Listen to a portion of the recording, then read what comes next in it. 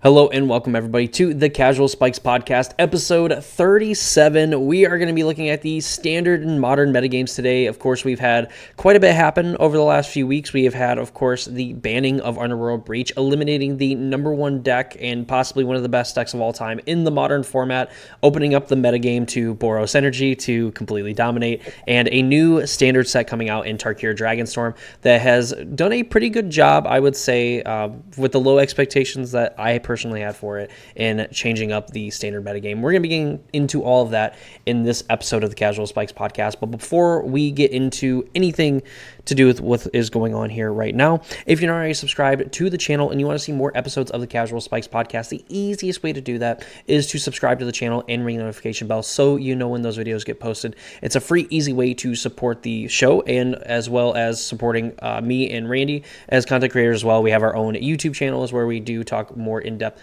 Well, not really more in depth, but we do talk about a lot to do with the competitive states of Magic, whether it's the modern format, standard format. Daniel, your name is now Daniel. Yay. But we do have our own channels. We do talk a lot about competitive Magic there. You can find those channels linked in the description down below. And yeah, that's good. I feel real good. All right, so before we get too far into this, I just want to go back to the BNR last month, if you will, where Wizards, quote, unquote, said Standard is thriving. And I believe they were talking specifically to Emberheart Challenger, Manifold Mouse, and Heartfire Hero when they said that Standard was thriving. Because those are the only people thriving in this format. I feel like your statement was a little too disingenuous to say that the Magic metagame has been shaken up. It's been shaken up in the sense of now, instead of playing Mono Red, or Boros, or Gruul, we now have a fourth option. Is it aggro? True. So we're so close, we just need Rakdos to get into the fold. The Manifold? Yes. We're trying, like, aggro is trying to assemble all the Infinity Stones and just snap its fingers on the entirety of the standard metagame right now. It's so close. It is real close. There's a few friends that are fighting the good fight, but ultimately, we're having just about every flavor of aggro like existing in the format, and I think really we're kind of waiting for white to find a way to break into the absolute mainstream. I do think it's hilarious that at one point in time, Esper, or the bounce decks in general, were considered the bad guys, and we've now come full circle to where they're the good guys. Because at least if you're playing against the bounce decks all day, you're not just dead on turn 3. Like, you have interactions. You get to play a couple cards that matters. I think the best thing I can say about this format is I watched Doomwake die from 17 with a blocker today. I'm sure it's gonna be on his channel as a little short or something like that. But like, it was wild to see where it's just like, and it wasn't like, oh, it's turn 50 and like the red deck just put out like 16 creatures and they played two pump spells and it makes sense. It's like, no, it's like turn 4 and he's just like blocking and dying from 17. Like, maybe there's an issue. Great on that note, make sure you guys are bringing your red decks to the RC, because that's going to be the correct deck to play. True. It just depends on the flavor of red deck you're going to play. Yeah, I think at this point it's come down to Mono Red and Izzet are probably like the two best ones to play.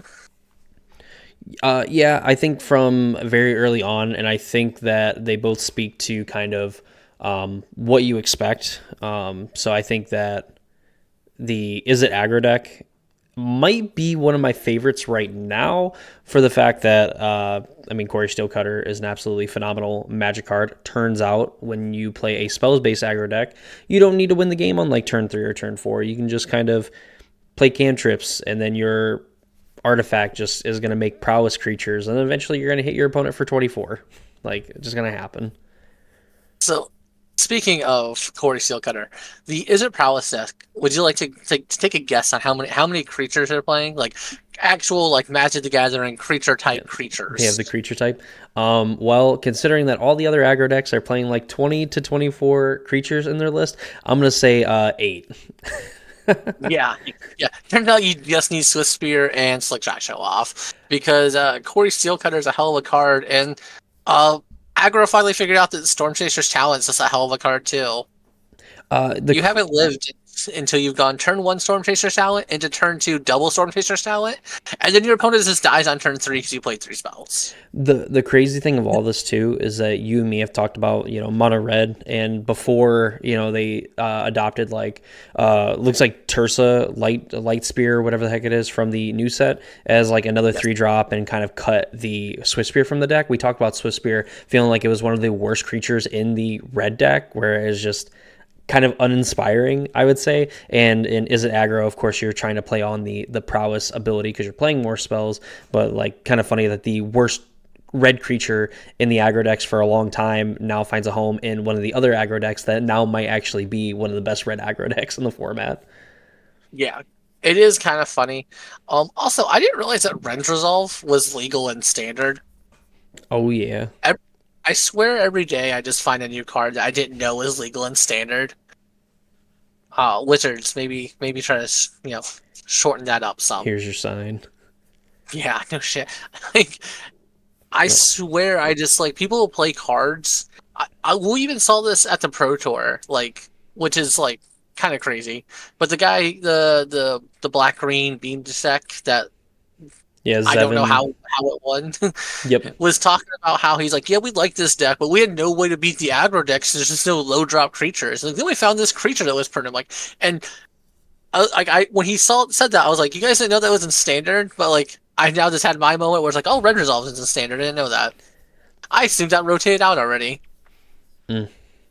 Take your Standard is medicine. now Standard's just becoming Pioneer.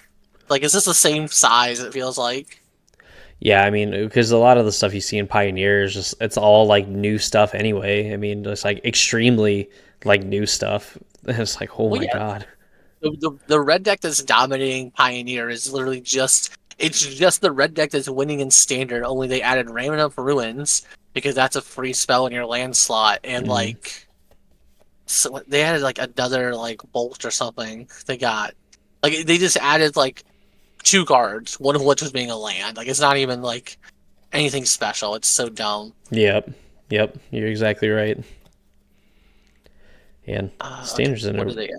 standards in a real crazy place right now. So I mean, we on the They got metagame. Oh, go ahead. they got Bone Crusher Giant, Oh, yeah. See, they add and like a few good cards. they got Bone Crusher Giant, Kumano, Den of the Bugbear, and Ran Up Ruins.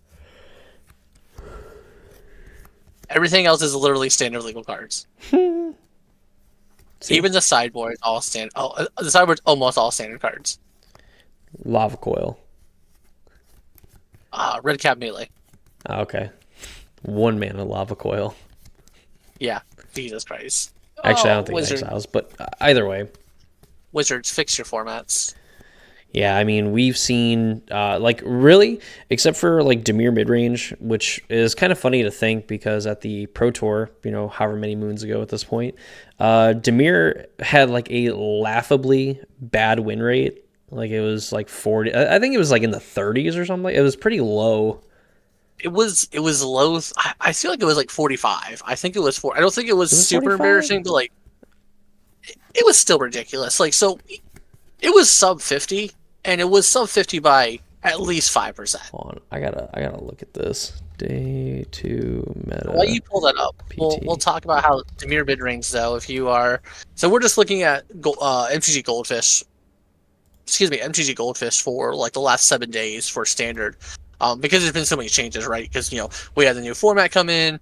Now officially, like pretty much anybody who has a rental service or anything like that can get the cards at this point. So like everybody can play the new cards at this point. So this is gonna be kind of the most accurate little like meta breakdown. Yeah. I say that very loosely because obviously people are still experimenting, doing things, trying to figure out that their niche deck is still bad against the aggro decks and it's not playable. But they're still hoping. They have hope. But Demir mid range is sitting at like the third most played deck right now at 10.8%, and I think that really just comes down to the fact of like it doesn't damage itself. Like its lands don't usually damage itself that much. So like by it not taking any damage from its land is really good. It gets to play a lot more of like the removal spells. Like it's running, like this one's running 3 Go for the Throats, 4 cut downs, and Annoy with Annoy with Affliction plus a Gix command. And they have a little bit like bigger creatures too. Like they're playing 3 Preacher. That's just a hard card for aggro to get through. Like you're almost always like 2 for winning yourself and losing your creature. Mm-hmm. Like you need the monstrous raise to push through it. Plus you're gonna like die. Like your creature's still dying. So it makes sense that like this is kind of coming back out. Um, that being said, though, I think that like the problem with Dimir mid range is like it has a good matchup against the aggro decks, but then like Pixie just eats it. Like this is why this deck really dropped off. Is Pixie eats this deck for breakfast, and so it's just like, oh, that's cool, man. You got like some cool cards and stuff. That's I'm gonna make you discard your entire hand, and like this deck doesn't get to ever play the like as like a Pixie player. I don't ever have to worry about like my Hopeless Nightmare hurting me at all. Like you're never playing your green, like those green creatures. You're not bringing those in from the sideboards. Like I don't have to care or worry that you might have them. It's like no, you don't. I just know you don't. So I'm going to get to attack you on hand disruption while also just flooding the board with small creatures. And you overload their ability to come out of it. But it makes sense that Dimir is doing better when they are also just very good at eating the red aggressive decks. Yeah, and we've talked about, there's mono red right now. Is it aggro? Which I think might be a little bit better of a counter to the Dimir decks, just simply on like Quarry Steelcutter. Based on if you can put a Quarry Steelcutter or 2 into play, then you can just kind of start to overpower their spot removal spells. But then of course we see like Rakdos aggro is kind of hanging out there as well. So it's probably just a pretty solid option. If you're like, I just don't want to lose the aggro decks, I'll try to find a way to beat Esper Bounce, even though that's going to be like a really bad matchup to begin with. It's like, I'm just going to dominate the red decks, or I'm going to try to impose my will on them and then figure it out later for the other matchups. Yeah, so I think it's interesting. So we kind of have like 2 different diverging roads where like, is it aggro went towards the Quarry Steelcutter line, and then mono red has went to Tursa, the Light Shatterer, that orc wizard. So like it's kind of interesting that they've gone like their separate ways, and I don't want to say it's wrong, but I feel like mono red maybe should just go towards the Quarry Cutter way. I mean, maybe I don't know. I need to kind of like sit down and play these more. I haven't really played the Is It Aggro deck because it's impossible to get fucking Quarry Steelcutters right now. Yup. Like so, for example, this is going off of it. By the way, real quick, Dimir midrange's win rate at the Pro Tour was just above or just below 26%. Wow, I gave it way more credit. I gave it way more credit than I should. To be fair, though, it does just get eaten by Esper. That was like the problem. It gets eaten by Esper, and then Domain was super big too, and Domain just eats it because it gets to go bigger than it. Yep. Like, and it can't like. Esper has a chance, at least that build back then, that Esper builds had the chance to be going smaller. Or, like, not go smaller, but they could go underneath Domain and, like, just get them out of the game before they had a chance to really do anything. True. Dimir doesn't. Dimir is the definition of, I'm going to slowly win, but I'm going to have all the cards in my hand every part of the game. You're not going to have anything to do against me. And if you're just super fast, they can't do anything with that.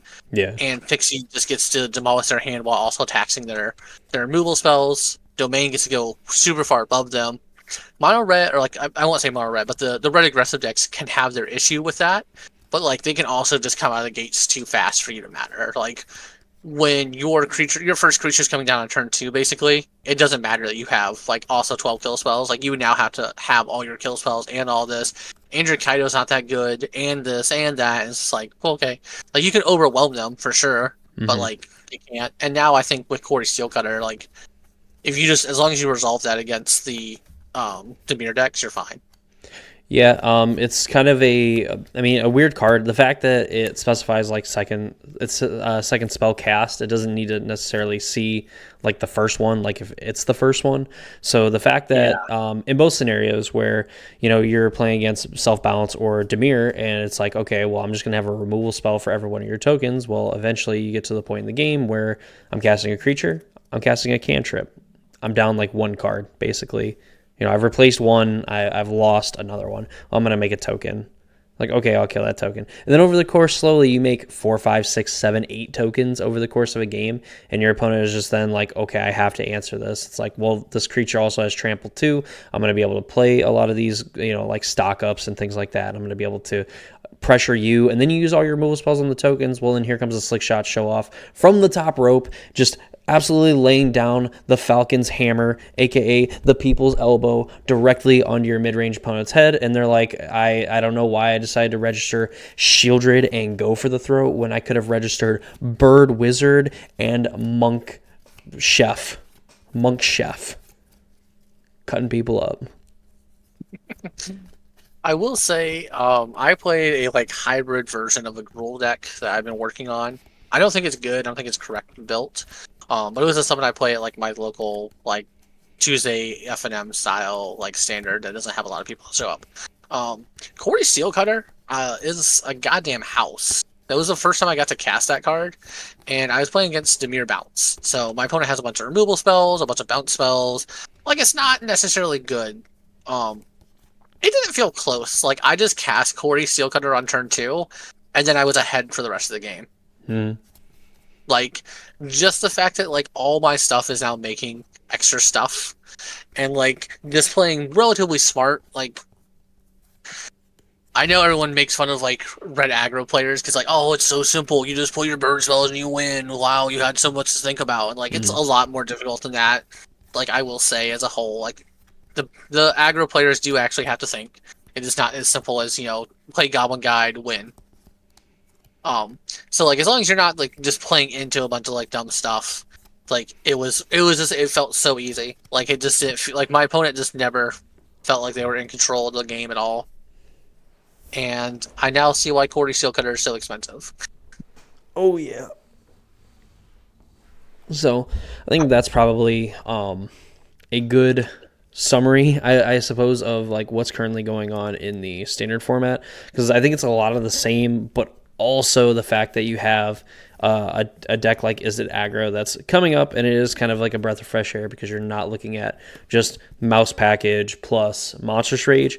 You're looking at still Monstrous Rage, but you're looking at it in a different way where, now we have like these prowess creatures and we're more spells based, and we're going to kind of, either play a game where we can get value with like Corey Steelcutters, or we do have some quick wins with Slickshot Show Off on like plotted on turn 2 into turn 3, like play it, play a pump spell, play a burn spell, play a cantrip, and then just hit you for a bunch.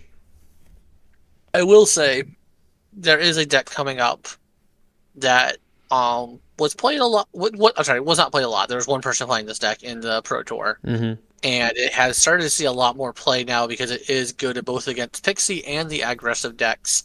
Now, obviously, you can still lose to both those decks. This isn't like it has an 80-20% win rate against them. But it is the Orzhov Self-Bounce deck, which, is still playing Pixie. It has the new Sun Pearl Kirin, that card that just came out of Tarkir. It's playing Lauren in the main to be able to destroy artifacts and enchantments. You have Get Lost, you have Grim Baubles, Hopeless Nightmares, Momentum Breaker, Unholy Annex is coming back. Remember how that card was like you had to have 4 of them in your deck or you were losing every mid-range matchup. From 4 to unplayable. Yeah. And it's also running 4 temporary lockdowns, too, in the main. Now, that seems kind of dumb, right? Like, oh, we have all these 1 and 2 drops. Why would we play that? Because you just get to do it at your own discretion. So, like, you get to board wipe your opponent, and then when it's advantageous to you, like, oh, okay, I'll play Nurturing Pixie, I'll bounce my temporary lockdown, I'll get my, 6 Hopeless Nightmare triggers again, have you discard, lose a bunch of life, and then let's recast that temporary lockdown anyway. So make sure that I had all my triggers matter, your stuff doesn't matter. Just dumb. True. But it is a deck that is doing well, and has started to see a lot of play.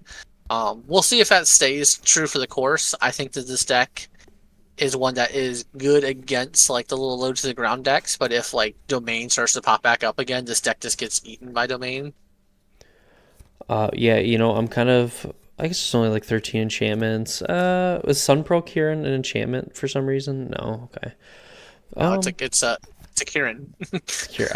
That's why I wasn't sure. It feels like a card that I could look at it and it has that Nyx, creature bestow kind of border on it, but it in fact does not. No, it's just a weird little guy. Even just like I could see the fact too that some cute interaction you could like in theory Witch Claw Talisman to like go search for something and then you Kieran at instant speed to bounce it back to your hand so that you essentially get to Demonic Tutor for 3 mana and get a 2/1. Yeah, I saw they were playing that with Claw. I think that's, in my opinion, that's too cute. And I think people are coming to that conclusion because the first time I saw this list, they were playing 4 Wishclaw, and the last one that did well in a standard challenge is playing 1. So I think people were like, yeah, that's a little too cute. And also, it's just terrible because if you ever have to activate that when you don't have Sun Pearl out or like Sun Pearl in your hand, it's just terrible. Like, I'm gonna search for my best card. And everyone's like, hey, that's cool. I'm gonna do that too.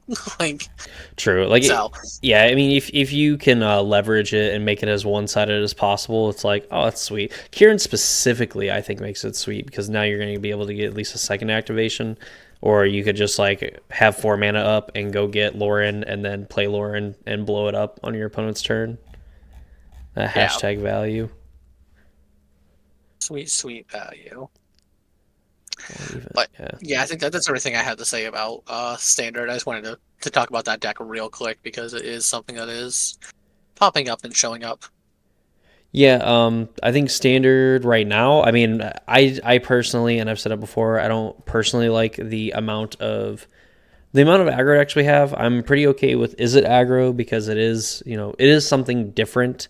But we have like 3 other aggro decks in like the top 6, 7 decks that are essentially the same thing with like your variance is the fact that you are splashing another color to do something. Yeah, so I mean, if you look at the last 7 days meta breakdown from Goldfish, it has Esper Bounce at 15.5%. Mono Red's at 12.5, Izzet's at 10, so that's 22, plus another 6 from Gruul. These are on the top 5, by the way. Mm-hmm. So you're looking at, 28% of the meta is aggro decks, and if you just look at the top 5 decks, we've banned decks for less than that. Like, it's so wild to me that, like, well, this is like the same argument that people had when Splinter Twin got banned, is that Wizards combined all the different versions of Splinter Twin together, and was like, it's like 40% of the meta. And they don't do that anymore now. And people are like, why are you banning this card? Like, the most popular version was 10%. And it was like, it's like 40% of the meta, though. We gotta ban it.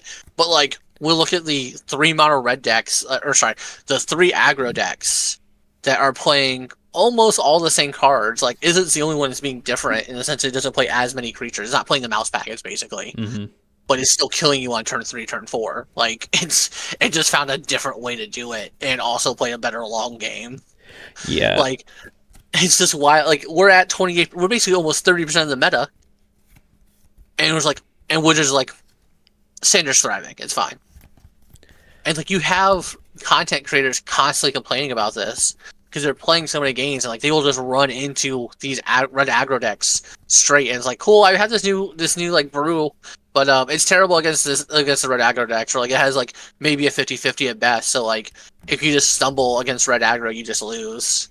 So it's just like, that's not fun. No one's having fun with this. This is a legitimate problem. But for some reason, Wizards just says that, Sandra's thriving. We are okay. Also, fun fact, I don't think anything rotates out of the red aggressive decks either when rotation happens this year. I'd have to double check like rotation to see when exactly that stuff takes place. What rotates out of standard 2025? Someone already asked this question. What's going to rotate as standard? Wait, is it? Right. So it's probably Dominaria United, Brothers War, Phyrexia, March of the Machines, and Wilds of Eldraine would be the big one. So, oh, okay, never mind. I don't think it's Wilds. Rotates out fall of 2025. Dominaria United, Brothers War, Phyrexia all will be one. March of the Machine and March of the Machine Aftermath. Yeah, so, I mean, the biggest loser is going to be the Izzet deck, because it's going to lose Rend Resolve and Monastery Swiftspear, but I think Swiftspear was reprinted, wasn't it? Probably in Foundations. Would not surprise me. Yeah, I mean, it sounds like it should be. Like, it's also just not a problem, right? Like, it's not... Yeah, I mean, I think it's a pretty good creature. I mean, I'm fine with it. Did I just? Yeah. Okay. I was like, did I lose you? No, sorry. Um. Yeah, Okay. I don't Yeah. think It looks Swiss like Heroes it's are just foundations. brothers. Yeah, it's just Brothers War. So like that's gonna be the deck that loses the most. But let's look at Mono Red Aggro. Heartfire Hero still good. Higher Claw still good. Emberheart still good. Manifold Mouse still Yep. good. Nemesis still good. Light Satyr still good. Burst Lightning still good. Monster Trades still good. I think Lightning at Strike best it still loses good. sideboard cards. Because like it's gonna lose I Lithomantic Barrage in yeah. Mother's or March of the Machine or whatever, Yep. or whatever set that it's in. Yeah. It will lose that, and No, Torch that's the it. Tower still. Yeah, so they still have Torch. Yeah. Yeah, Mono Red or like the bulk of the red aggro decks are gonna be untouched.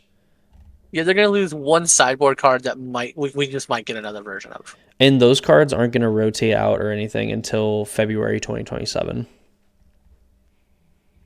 Wizards, Wizards, Oh yeah. Wizards. So, Awesome. but All right. Well, depression. moving on to less depressing news. Is Modern. it? Is that less Portal's energy depressing? is Portal's energy is still number one, guys. Oh my goodness. I tried to warn y'all. I tried to warn you.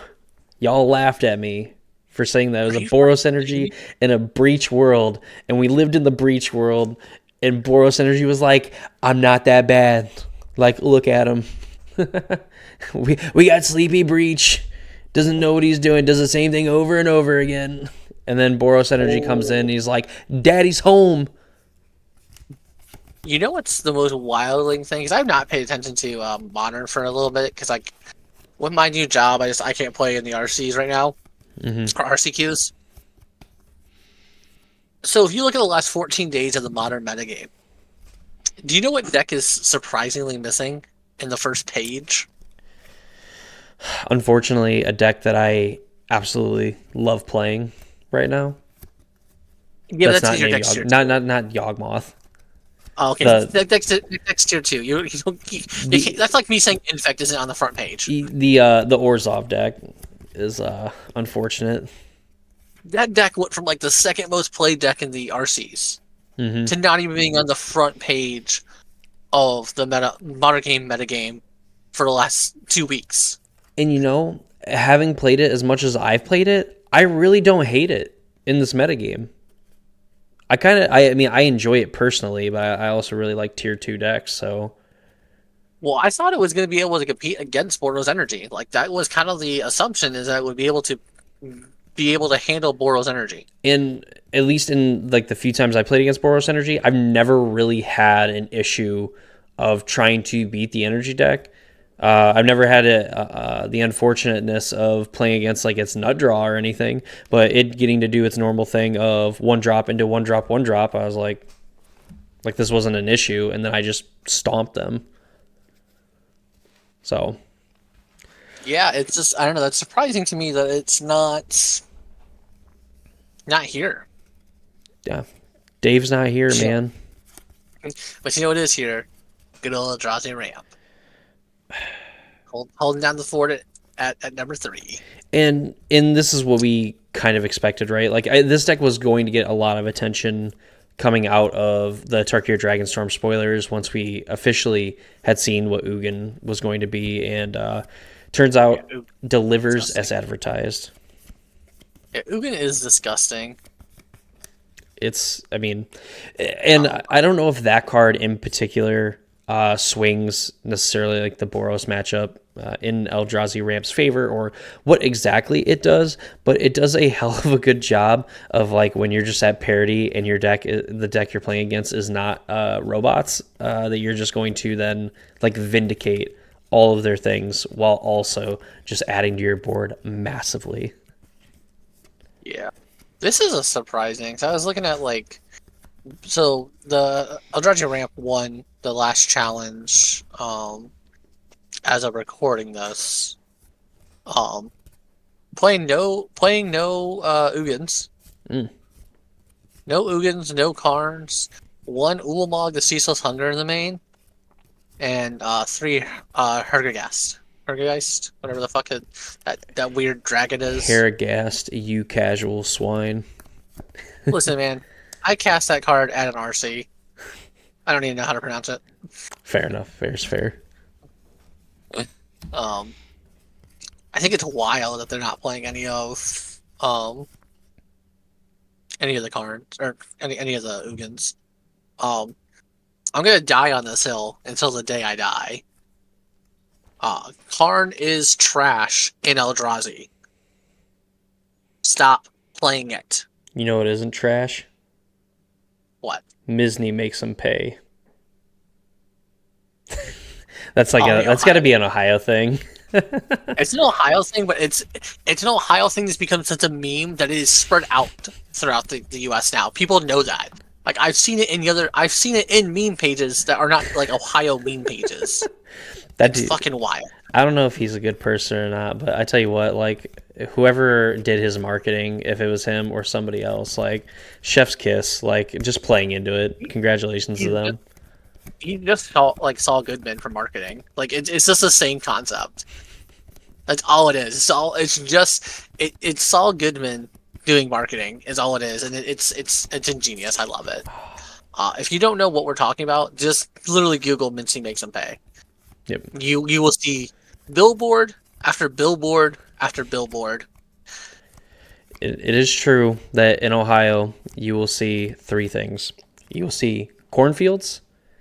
You will more than likely drive by a house that has a meth lab in it, and you will see a Misney billboard. I'm not gonna say a Misney makes them pay, but sometimes you'll just see the eyes. It's literally just this, and you know Oh exactly yeah, who it is. You it's know fucking wild. 100% who it is, and you know that that motherfucker's gonna make them pay.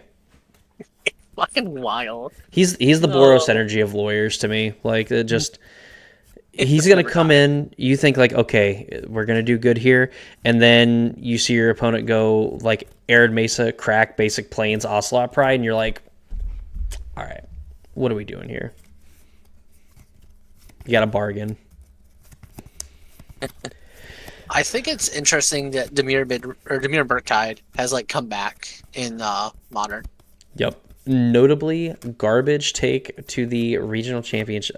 All right, I'm not gonna say it. I've dunked on him enough over the course of like that month, but Oh my yeah, god. a deck that it seemed like no matter what variant you played, what cards you kind of flexed in, it was a card that more often than not you were going to be, or a deck that more often than not you were going to be disappointed with the results versus playing any of the other decks on the format, maybe outside of like Ruby Storm. But yeah, it has definitely come back, and I think it has a lot to do with the fact that a lot of its counters, a lot of its removal, and things it can play lines up really well against the Boros Energy deck.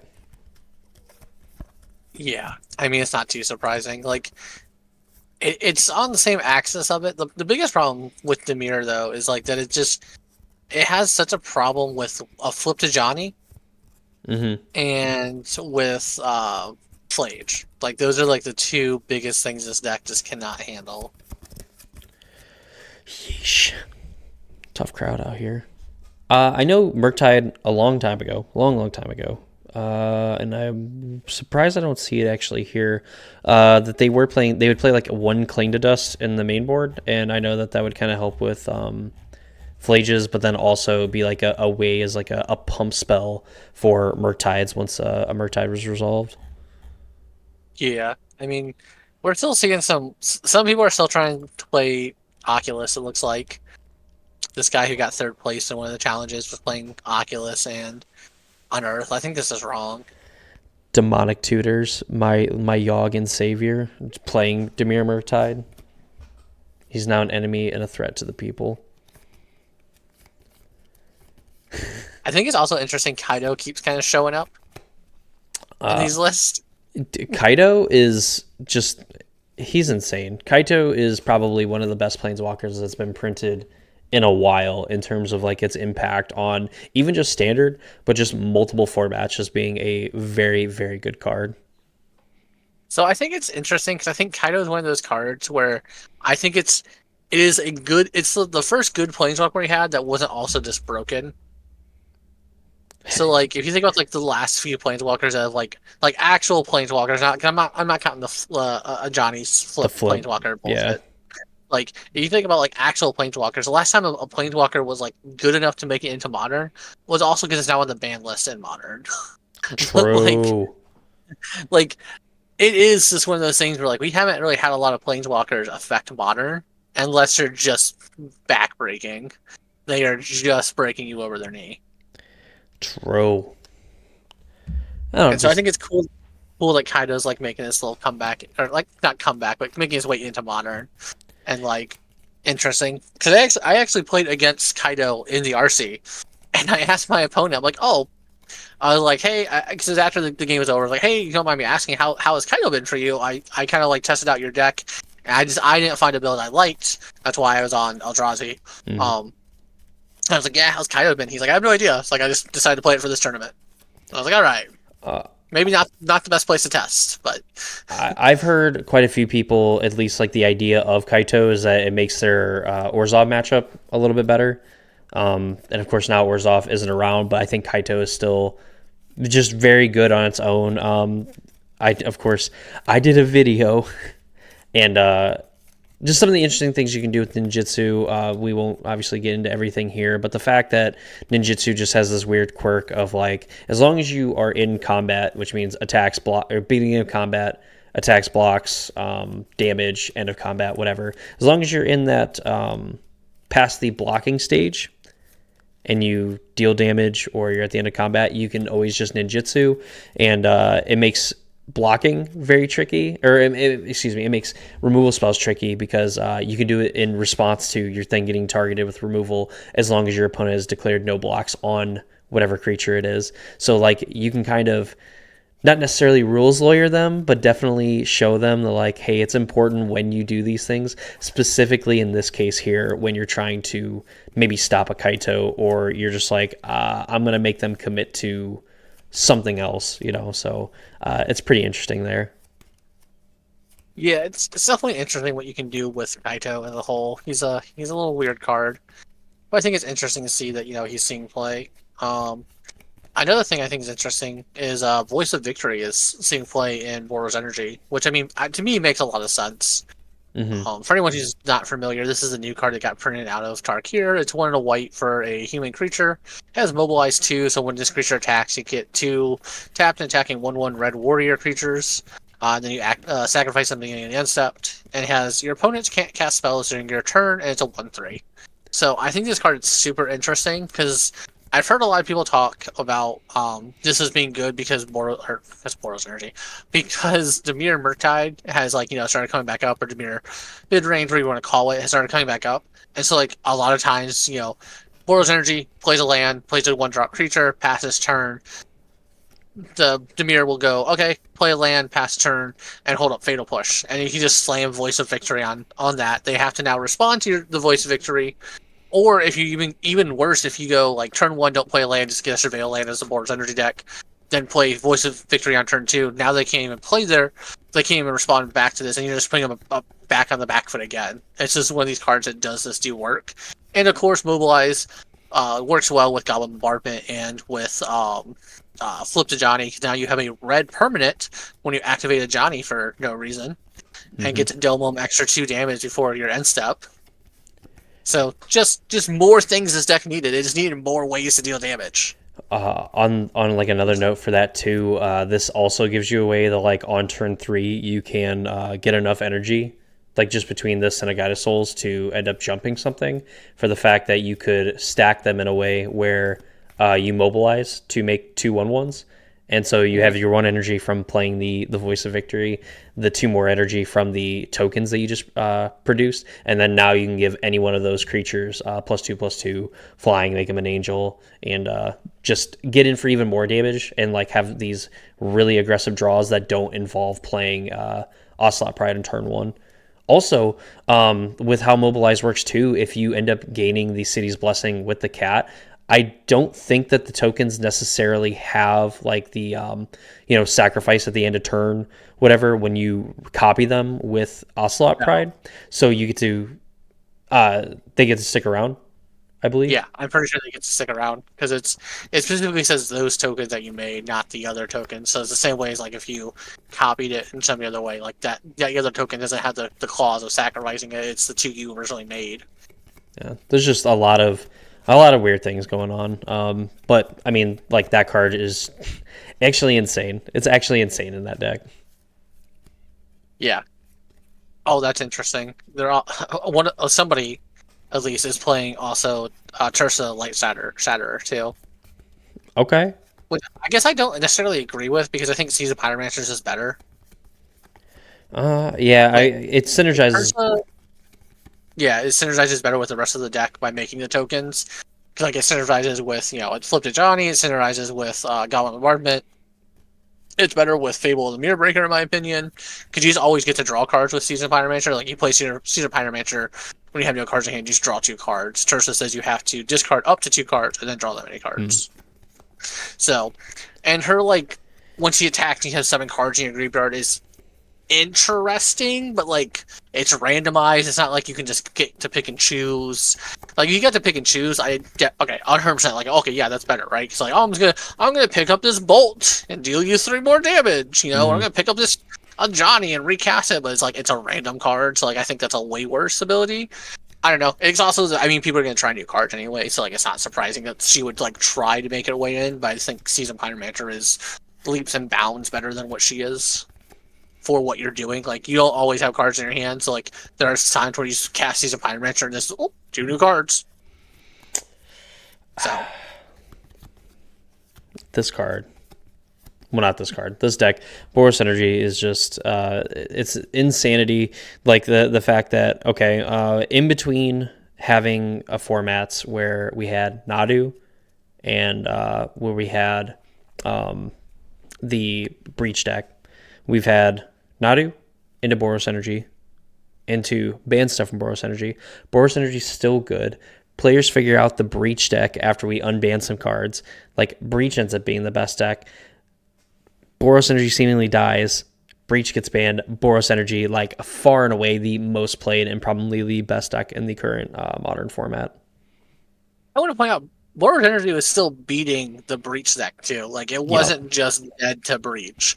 It just had to have 15 cards dedicated to that matchup. Hmm. That was the problem. I But like it still like was putting up numbers. Like we saw Energy like win like I don't know if we saw it win any RCQ or RCs, but we definitely saw it make up top 8. We saw it make top 16, top 32. Like we saw it do work. It was not just well, I registered Boros Energy. That was a mistake. mm, Like don't get me wrong, obviously people had that experience. People also had the experience of registering Breach and not making it because they were bad what do you players. mean that I brought the best deck in the format and I didn't make day two? I thought it was a guarantee. Yeah, it's almost like there's variance. But yeah, Boros Energy just it's the best deck, y'all. It's time to go back to the well and start playing more Ocelot Prides, more Guide of Souls. Just there's nothing else. It is. It is once again the deck that won't die. Yeah, it's going to be interesting the next few months because of course we will give the metagame more time to adjust and figure out what the heck is actually going on. But I mean, at this point, a lot of players have committed to Boros Energy. There's like a challenge that I'd seen where like Boros Energy had like 5 decks in like the top 8 of like I believe a 32 challenge, Yeah, that some sounds insane right. amount. It's like whoa, like where did this come from? I mean, it's still just a good deck. It's the best deck in the format. It's not even good anymore. Okay. Okay. So won a modern 32 challenge. A few of the 5-0s are the Boros Energy deck. Modern Challenge 64 on the 14th. Boros Energy, both decks in the finals with fourth place being Boros Energy, sixth and seventh being Jeskai Energy. Yeah, there's just this deck is nuts. Oh yeah. Have you seen the Jeskai Ascendancy deck is now coming back? Yeah, and I've also seen players that were like, I took this to like my local modern event because I thought it'd be a lot of fun to play, and holy dog shit, was it bad? It's one of these decks where like people think it's going to be the next Underworld Breach deck, and I'm here to tell you confidently it's not going to be. I even played against it, playing the Orzhov mid range deck, and my opponent had the setup of like double Jeskai Ascendancy, Fate Stitcher, and a bunch of cards, and I'm like, I'm just gonna see how they win the game, and I like F6, just sat there and waited, and they ended up, just passing the turn. And I was like, oh, we get to play a game, all right. So it looks like at least this is the deck that got third place. It went 6-3 in the challenge. It looks like it's not trying to like do any ridiculous combos. It's just trying to win. Mm-hmm. Like it's like it's fair Jeskai Ascendancy, I guess is probably how I would call it. Like there's no way to make infinite mana or I guess yeah there is because it untaps you got when you cast a non-creature spell, draw a card, discard a card, cast a non-creature spell. Oh, creatures you can yeah. There's no way to make like infinite mana. Okay, I was right. 'Cause, like it's just playing Tameo and Emery, some removal spells, Preordain. Coach is playing Bobble, Mox Amber, Mox Opal. They're not playing Um, Fate Stitcher or anything. Now they're playing Corey Steelcutter. Value. Corey Steelcutter or is a Saga. Yeah, it just looks like it's a very much value. Like I mean, basically where you would want to be at, in my opinion. If you're trying to play the Jeskai Ascendancy deck, this just looks better. Like we're playing four Corey Steelcutters. We're playing four Jeskai Ascendancies. We're just gonna kill you by casting like 3 Bobbles in a turn and go, whoops, you're dead. Like that's what it looks like it's doing, which I can get behind. And I would love to play this deck if Mox Opals wasn't like 630 for a playset. Roughly $1 million. Yeah, that's more money than I can afford to pay on Magic right now. Oh man. I'm also pretty sure if I spent that much money on Magic at one point in time, I think my head might explode. All right. So now that we've thoroughly shat on both the standard and modern metagame, Randy, it's time for me to ask you a question. Oh god. So if you were to play standard and modern right now, if there was a one deck from either format, or I guess from both formats that you were going to play for their respective format, what deck are you picking? What deck are you starting with? I think right now I'm probably so standard wise I'm either playing like Esper Bounce or Is It Aggro. I think both the decks are really cool, really interesting. I haven't put enough reps onto Is It Aggro. I need to like sit down and actually play that deck some. But Corey Steelcutter's impossible to fucking get on Magic Online, so that's a challenge. So I'm probably gonna play a lot more of Esper Bounce because those cards are much easier to get. Um, but I'm probably playing one of those two decks. I just think that they're both really well positioned. I think that Mono Red Aggro is also super well positioned, but I want to play new cards. I want to play the new way of playing aggro essentially. So I want to do that. And then if I'm playing modern, I think that like if I'm going to RCQs, I'm going to play my Eldrazi ramp deck. I know how the deck works. I know my game plan with it. I have like ideas how to play it and play against the meta.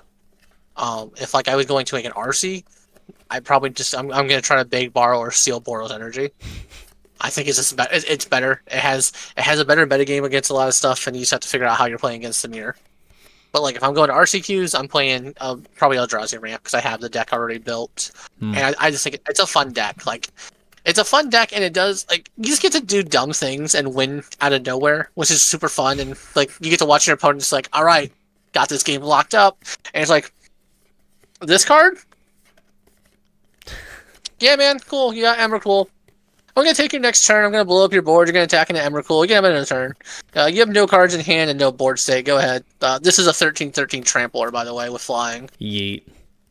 And your opponent's like, cool, man. I'm glad I played this game. Thanks. And like, usually their best response to you casting an Emrakul is like, I'm gonna pitch cast my Solitude, and like, you're gonna gain 13 life. All right, cool. Game keeps getting played. I'm gonna take your turn and figure out how I can like mess up your board state, and then you can have another turn. So like you just get to do dumb things like that with Eldrazi, and it's super fun. It's super fun. You get to watch your opponent just die a little bit on the inside every time you cast it, and usually like if they turn one Thoughtseize you, they have to take the Emrakul, which is like the best feeling. Cause like, oh cool, all my cards are castable or still playable now. And Yup. so it's just fun to watch them just like look at your hand, look at Emrakul, look at the rest of the hand, knowing that like, oh, I should probably take this mana rock because that's going to help you like stabilize and be able to go through the game. But if I don't take Emrakul, you're just going to naturally draw like 3 more mana rocks or something and then play this on turn 3. So it doesn't matter. And so they always take Emrakul, and this just feels really good. It feels really good watching your opponent have to Thoughtseize a 13 drop from your hand on turn 1 when you have like much better things they should be taking, but they can't be an Emrakul. Yes, true. It's so good. Preach. It's so good. Yeah, I could at least agree. Like on the standard front, I 100% can agree with that. Esper Self Bounce is currently the most played deck. That's probably the place that I would start. If anything, to if I'm not going to play it, just to figure out like so I physically know like more of the lines of play. On top of obviously watching other people play it, and then probably playing some version of like red aggro, either like mono red or the is it builds. I personally like mono red, and I've been playing it for quite a bit. I think it's just the bare bones. Like we're gonna get in there, we're gonna smash, curve out. Like we're gonna play the mice package. We're gonna do that. But if your expectation is like mid range decks or whatever, then I would play that. But if you're expecting more of the like Dimir mid range or I guess really the Esper self balance decks, I would be contradicting myself. Like the more of the self balance stuff, I would just play the Is It deck and just try to nullify their removal spells as much as possible. Yeah.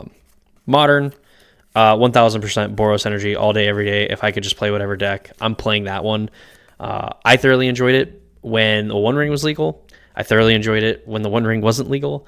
And it's going to be a deck that I probably play in some modern leagues going forward here over the next like week.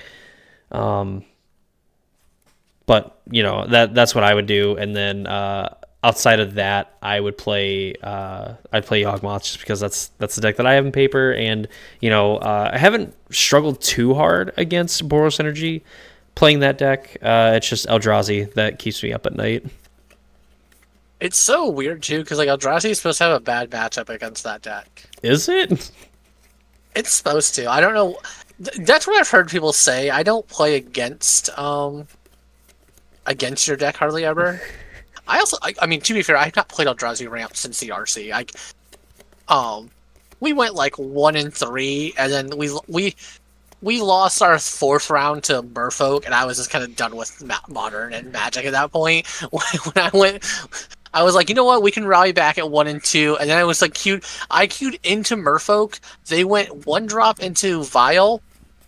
I exiled their land. They never drew another land that game, and I lost that match.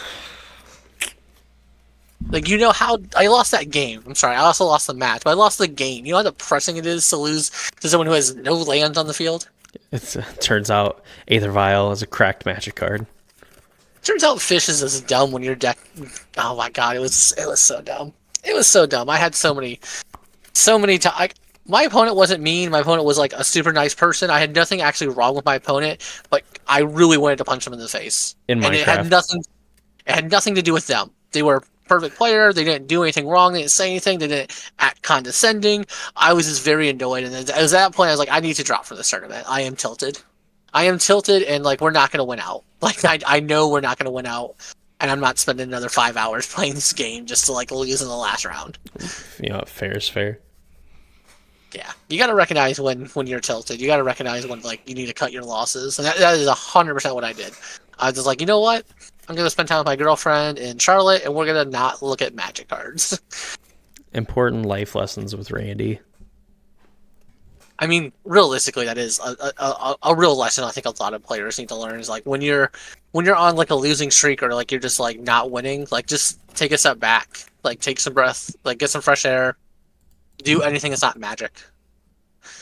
Like everyone gets stuck on losing streaks, like variance is a thing, things happen, but like you gotta not tie your self-worth to like winning either. I think that's a big thing that players have trouble with. And I can say that for anything competitively. Like, players will tie their self-worth to winning, and that's a terrible thing to do. Because eventually you're going to lose. It doesn't matter what you're doing. Amen.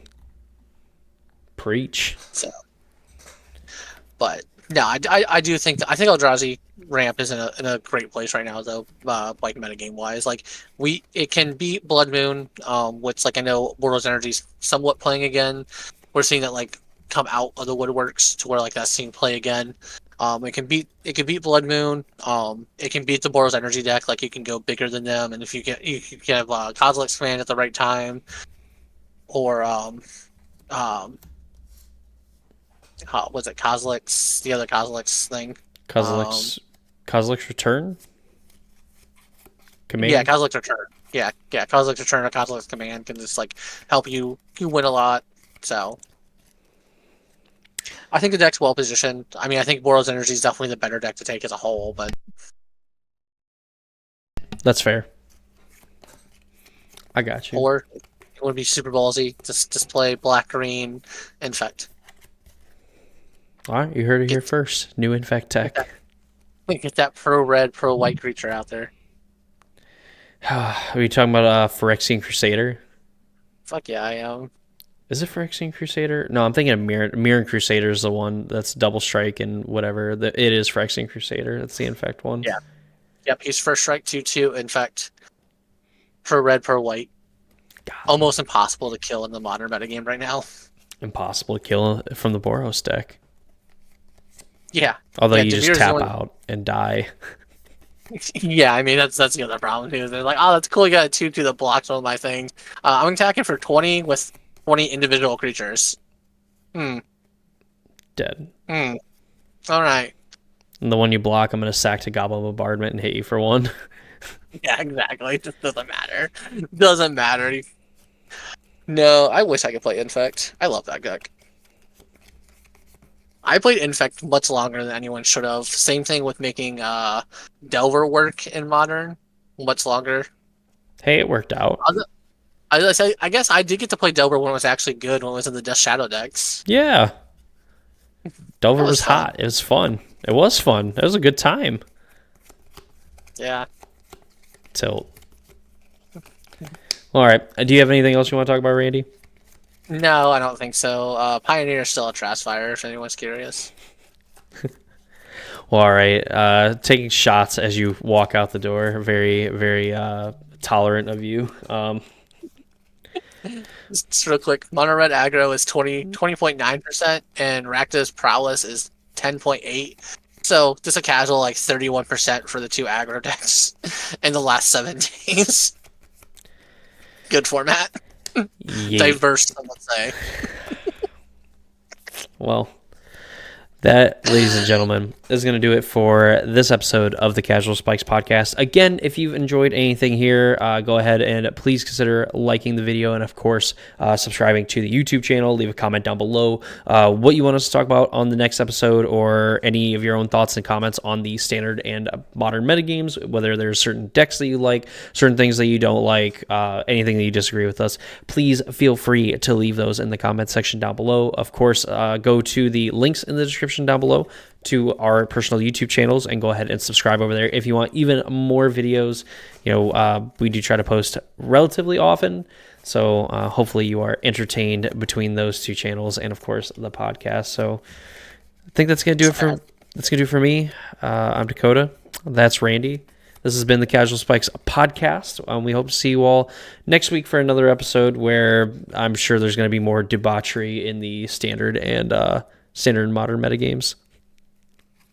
Long live the mice. Stop it.